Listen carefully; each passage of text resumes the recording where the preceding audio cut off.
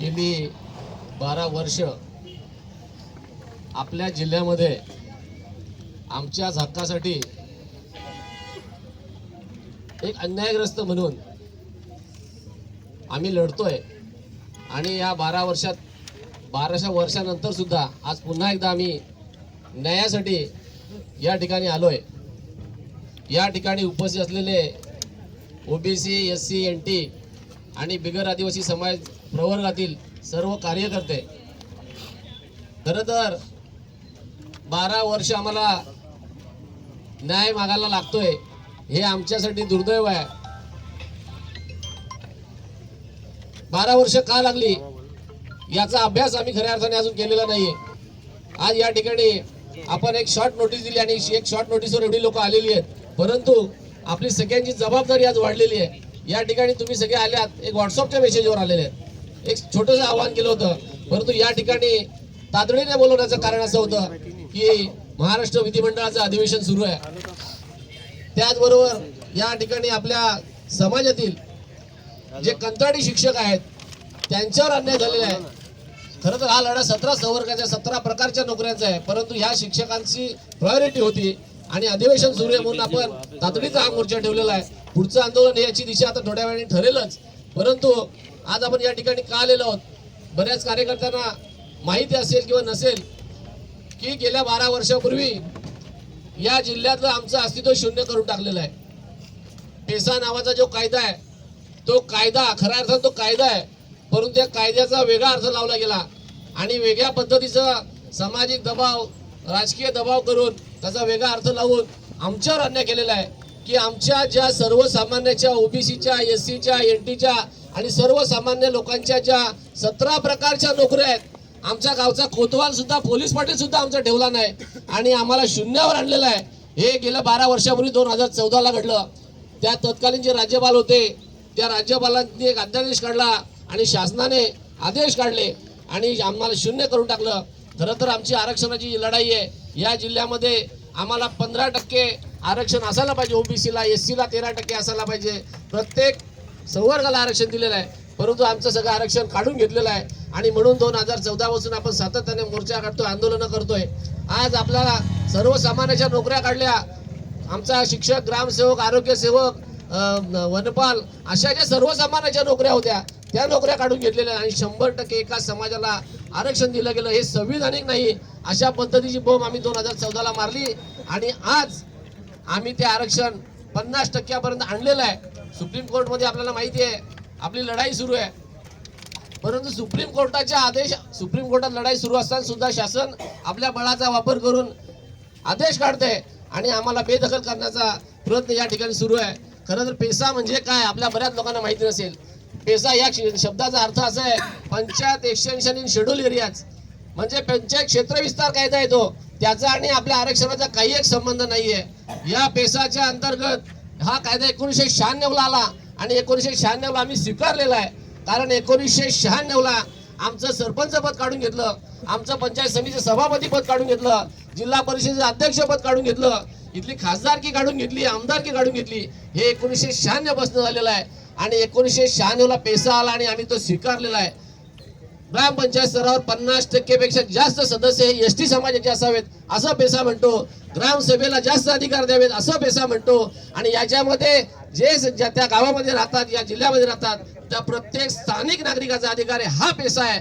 परंतु पेसाचा अर्थ नोकऱ्यांना जोडला गेला आणि आमच्या सगळ्या नोकऱ्या सुद्धा काढून घेतलेल्या आहेत। आम्ही 30 वर्षापूर्वी, 30 वर्ष झाली, 30 वर्षापूर्वी आमचे सगळे अधिकार काढून घेतले, पण आम्ही कधी मोर्चा काढला नाही, आम्ही कधी आंदोलन केलं नाही, आमची पदं घेतली तर आम्ही काय बोललो नाही।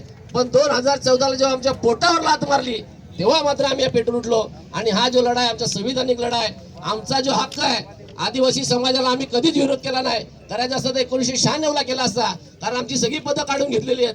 आम्ही 20 वर्षामध्ये कधी आंदोलन केलं नाही, कारण आमचा आदिवासी समाजाला विरोध नाही, तुमच्या हक्कांना विरोध नाही। आदिवासी समाज जर मागासलेला आहे त्यांना आमच्यापेक्षा अधिकच द्या, पण आम्हाला जर शून्यावर आणणार असाल तर आम्ही गप्प बसणार नाही, म्हणून आमचं हे आंदोलन आहे आणि हा पेसा कायदा आहे मित्रांनो, हा आम्ही प्रत्येकाला जाऊन सांगितलं पाहिजे। आज आपली सुप्रीम कोर्टामध्ये लढाई सुरू आहे। सुप्रीम कोर्ट काय म्हणते की 50% आरक्षणामध्ये भरती करा आणि जर तुम्हाला गरज बसली तर खुल्या वर्गामध्ये भरती करा, पण हे काय म्हणतायत की 50% आम्हाला दिलं, एसटीला दिलं आणि 50% खुल्या प्रवर्गाला दिलं. आदिवासी समाज म्हणत नाही, हे त्यांचे नेते म्हणतायत. आणि हे सगळं कटकारस्थान कोण करताय? तर आदिवासींचे नेते करतायत, आमदार खासदार करतायत. तो आदिवासी गोरगरीब बिचारा मोलमजुरी करतोय, त्याला कायदा माहित नाही, कुठल्या जिल्ह्यात माहित नाही, तालुक्यात राहतो माहित नाही. हे सगळे षडयंत्र आणि दोन समाजांमध्ये फूट पाडण्याचं काम करू करते हे नेते करतायत. आणि प्रश्न राहिला आमच्या कंत्राटी भरतीचा. आता जे आम्ही कंत्राटी नोकऱ्या मिळवल्यात हे आम्ही संघर्ष करून मिळालेले आहेत. काल आम्हाला जे पत्र दिलं सीओनी, तुम्ही भीक दिलेली आहे, ही भीक नाहीये, हे आम्ही संघर्षाने घेतलेले, आमच्या नोकऱ्या आम्ही संघर्षाने कंत्राटी घेतलेल्या आहेत. आणि आज तुम्ही आम्हाला जर नोटीस देऊन सांगत असाल तर तुमची भीक समजा असा ती भीक आम्ही परत करतो, या नोकऱ्या तुम्हाला ठेवा, आम्हाला त्याची काही गरज नाही. पण ज्या दिवशी हा जिल्हा पेटेल, हा समाज पेटेल, त्या दिवशी तुम्हाला कळेल. तुम्ही 2 दिवसासाठी या ठिकाणी नोकरीसाठी आलेले आहात.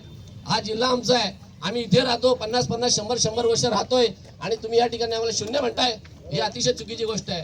मित्रांनो, आम्ही कायदा समजून घेतलेला नाही, अजून आमच्या नेत्यांना सुद्धा कायदा कळलेला नाही. आदिवासी समाजाच्या नेत्यांना सुद्धा तो पेसा कायदा कळलेला नाही. माझा त्यांच्यावर आरोप आहे की तुम्ही आधी तो कायदा वाचा, खरंच तुम्हाला कळला असेल तर तुम्ही असे वागणार नाही.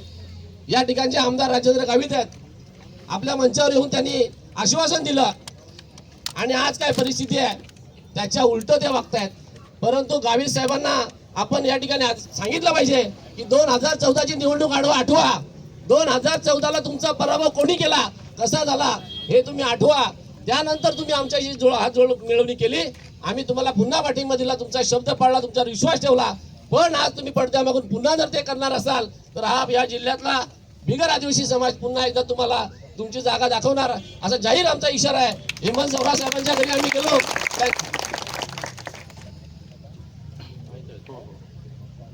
हेमंत सवरा साहेबांच्या घरी गेलो, 4-4 वेळा गेलो, त्यांच्या पाया पडलो, हा विनंत्या केल्या. सगळ्या आपल्या सगळ्यांना माहिती आहे.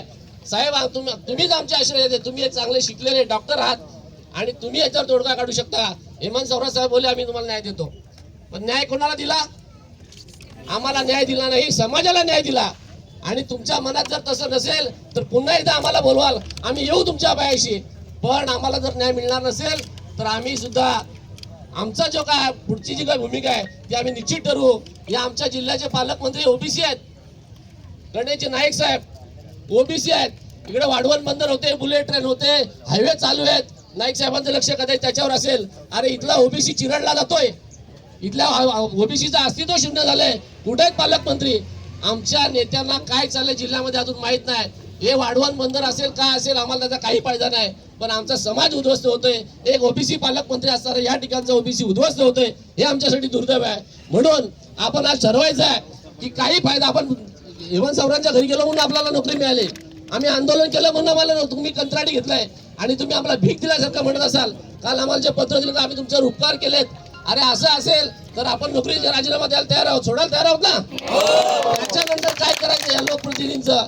प्रशांत दादा गावी साहेबांना आपला निरोप गेला पाहिजे की 2014ची निवडणूक आठवा आणि बिगर आदिवासीचा लढा आठवा. आणि तुम्ही कुठे होता 2014 ते पण आठवा. हेमंत सवरा साहेबांना सुद्धा आमचं तेच विनंती आहे, तीच आमची सूचना आहे. आणि या ठिकाणी आमचे पालकमंत्री त्यांना सुद्धा अजून माहित नसेल, बेदखल असतील तर या मोर्चाची दखल त्यांनी घेतली पाहिजे. आणि हा जो ओबीसी उद्ध्वस्त होतोय त्याला या ठिकाणी त्यांनी पाठिंबा दिला पाहिजे. ही समस्या पालकमंत्र्यांनी सोडवली पाहिजे. ज्या जिल्ह्याचा पालकमंत्री ओबीसी आहे त्या जिल्ह्यातला ओबीसी अगदी बेदखल झालाय. इथं SC ST सगळे NT वाले आहेत. आणि पुन्हा एकदा सांगतो, हा लढा कुठल्याही समाजाच्या विरोधात नाही, कुठल्याही जातीच्या विरोधात नाही, हा आमच्या हक्काचा लढा आहे. हा आम्ही या ठिकाणी राहतो, आमच्या या ठिकाणी आमचं अस्तित्व आहे आणि जोपर्यंत आमचं अस्तित्व सिद्ध होत नाही तोपर्यंत हा लढा संपणार नाही. अशा पद्धतीचा संकल्प आपण पुन्हा एकदा करूया. या ठिकाणी जे ओबीसीचे कार्यकर्ते आमचे कंत्राटी शिक्षक तर आहेत, त्यांच्या नोकऱ्या आम्ही घेऊच, परंतु त्या हक्काच्या आहेत. परंतु या ठिकाणी ओबीसीचा जो आपला समाज बांधव उपस्थित आहे त्यांना विनंती आहे की आम्ही आमच्या गावामध्ये जाऊन सांगा, अरे काय झालंय आपल्या समाजाचं, काय झालंय आपल्या ओबीसीचं, काय झालंय आपल्या SCचं, काय झालंय NTचं, हे आपण सगळ्यांनी जाऊन गावात सांगायचं आहे. कारण पुढचा ही लढाई सोपी नाहीये. आपण 2014ला म्हटलो होतो की दीर्घकालीन लढाई 12 वर्ष झाली, संपत नाही, अजून आपल्याला ही लढाई लढावी लागणार आहे. म्हणून प्रत्येकाने हा पेसा समजून घ्या, आपला जाऊन सांगा आणि आदिवासी बांधवांना सांगा, आमचा तुम्हाला विरोध नाही. तुम्ही 800 भरले ना 1600 भरा, आमचा काही प्रॉब्लेम नाही. परंतु आमचा जो हक्क आहे तो आम्ही सोडणार नाही, एवढं निश्चित आहे. आणि या ठिकाणी जे प्रशासनाबरोबर आता चर्चा चालू आहे त्या ठिकाणी मी जातो आतमध्ये आणि प्रशासनावर चर्चा करून आपली कालची नोटीस आहे त्याचं सुद्धा आपण उत्तर घेऊ. निश्चितच तर आपण पुढील जे मनोगत असेल